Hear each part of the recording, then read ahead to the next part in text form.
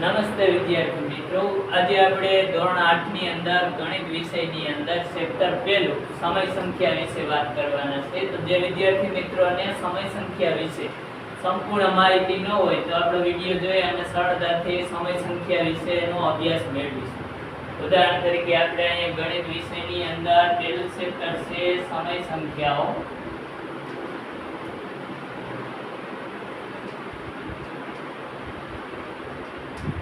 સૌપ્રથમ વિદ્યાર્થી મિત્રો આપણને પ્રશ્ન એ થાય કે સમય સંખ્યા કોને કહેવાય. ખરેખર સમય સંખ્યા જે છે એનો આપણે પરિચય મેળવવા માટે એની પહેલાની જે કાંઈ સંખ્યાઓ છે એના વિશે આપણે જાણકારી મેળવવી બહુ જરૂરી છે.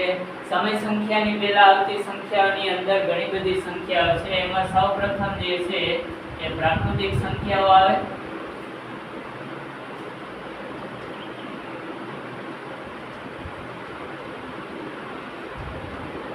પ્રાકૃતિક સંખ્યા કોને કહેવાય તો કે જે સંખ્યાઓની શરૂઆત ગણતરીની સંખ્યા કહેવાય કે જેની અંદર 1 2 3 એમ અનંત સુધી જે કઈ સંખ્યાઓની શરૂઆત થાય એ બધી સંખ્યાઓને પ્રાકૃતિક સંખ્યાના સમૂહ તરીકે ગણવામાં આવે છે. એટલા માટે એને પ્રાકૃતિક સંખ્યાઓ તરીકે ઓળખવામાં આવે છે. ઉદાહરણ તરીકે આપણે વાત કરીએ તો પ્રાકૃતિક સંખ્યાની અંદર જે સંખ્યાની શરૂઆત 1 2 3 4 એમ અનંત સુધી થતી હોય તેવી સંખ્યાઓના ગણને પ્રાકૃતિક સંખ્યાઓ કહે છે.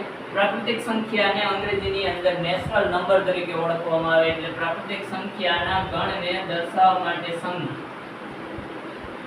n કેપિટલનો ઉપયોગ થાય છે.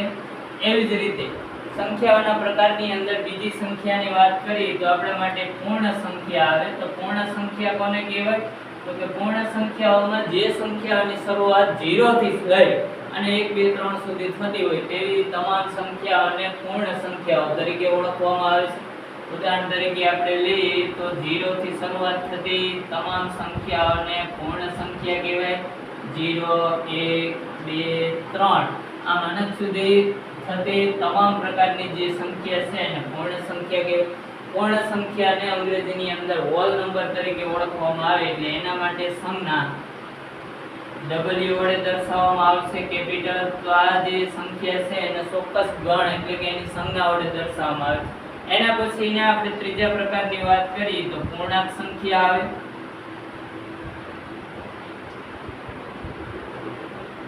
તો પૂર્ણાંક સંખ્યાની અંદર જે સંખ્યાની શરૂઆત 0 1 2 3 એ આપણે પૂર્ણ સંખ્યામાં લઈ જઈએ. એ સિવાયની ઋણ સંખ્યા કે પણ એનો પણ સમાવેશ આની અંદર થાય તો એ પૂર્ણાંક સંખ્યાનો આખો ગણ તૈયાર થઈ જાય અને એને જે કાંઈ સંખ્યાઓ છે એને પૂર્ણાંક સંખ્યાઓ કહેવાય.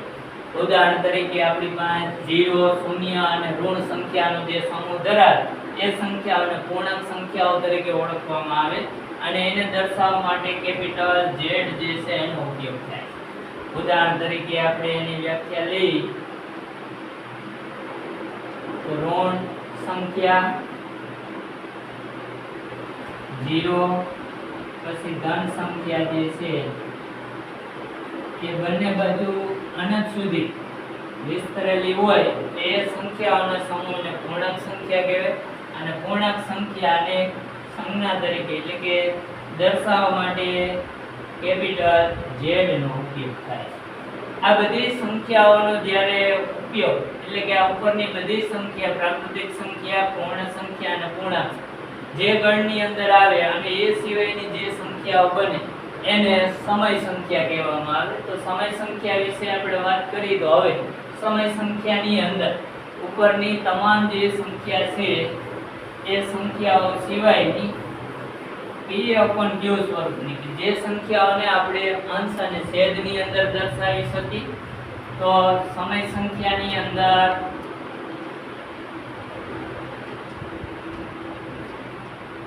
કે જેમાં અંશ અને છેદની અંદર દર્શાવવામાં આવતી સંખ્યાઓને સમય સંખ્યા કહેવાય. પણ છેદની અંદર ક્યારેય 0 આવતો નથી. માટે સમય સંખ્યાની વ્યાખ્યા આપણે આપી હોય અથવા તો કોને સમય સંખ્યા કહેવાય તો કે જે સંખ્યાઓમાં P પૂર્ણાંક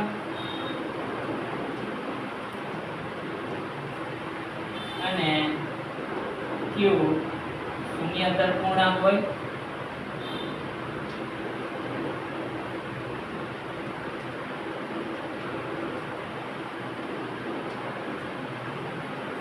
એવી સંખ્યાને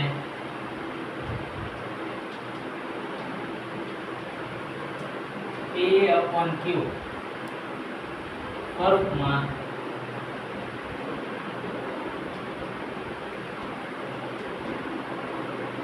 દર્શાવી શકાય તો તેને સમય સંખ્યા